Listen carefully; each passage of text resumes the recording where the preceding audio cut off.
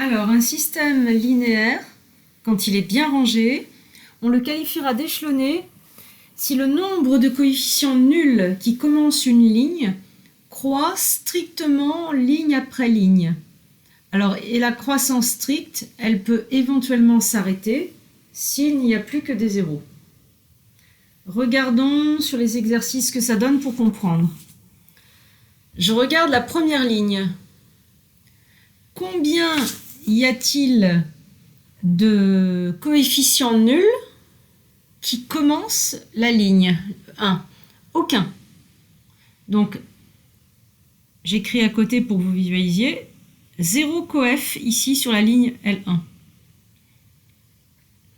Combien y a-t-il de coef nuls qui commencent la ligne? Je vous rappelle que les coefs, c'est ce qui est devant les inconnus.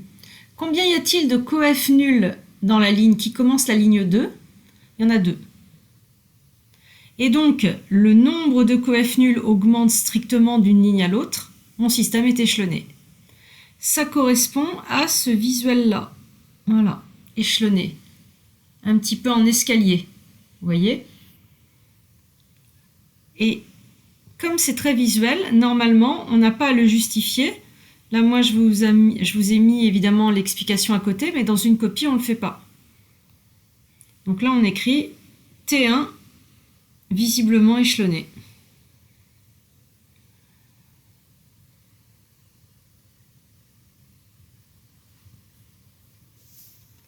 Deuxième système, T2. Et on le range. X plus Y plus Z égale 0. X moins Z égale 0. Combien de coefficients nuls qui commencent la ligne 1? Aucun. Combien de coefficients nuls qui commencent la ligne 2? Aucun. Donc le nombre de coefs nuls ne croît pas strictement, il n'est pas échelonné. Et vous voyez d'ailleurs qu'on n'a pas le visuel. On a ici, hop, une marge beaucoup trop haute. Donc ça, c'est pas échelonné. Vous voyez, c'est pas très difficile. La définition est plus compliquée à écrire qu'à comprendre. Donc T2 n'est pas échelonné.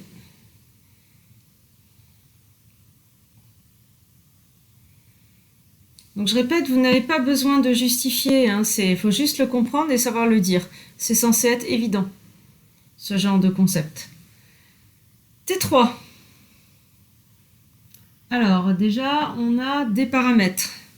Donc avant d'écrire T3, j'aurais dû présenter soit alpha, bêta, qui peuvent être réels ou complexes, ils sont dans K. J'écris T3 de façon bien rangée. Donc x plus y plus z égale 0. Y plus Z égale 0, Z égale alpha, bêta Z égale alpha. Combien de coefs nuls qui commencent la ligne? Aucun. Combien de coefs nuls qui commencent la ligne ici? 1. Combien de coefs nuls? 2. Combien de coefs nuls ici? Ça dépend. 2 ou 3. Si bêta égale à 0. Et donc, si bêta égale à 0, mon système est échelonné. Si bêta est différent de 0, il n'est pas échelonné.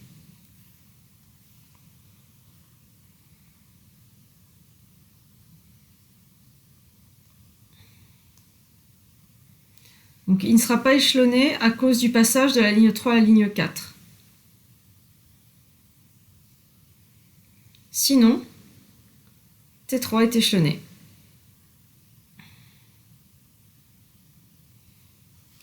Et donc je vous propose de nous retrouver pour la prochaine vidéo pour voir un petit peu ce qu'on va faire avec ces systèmes échelonnés. A tout de suite!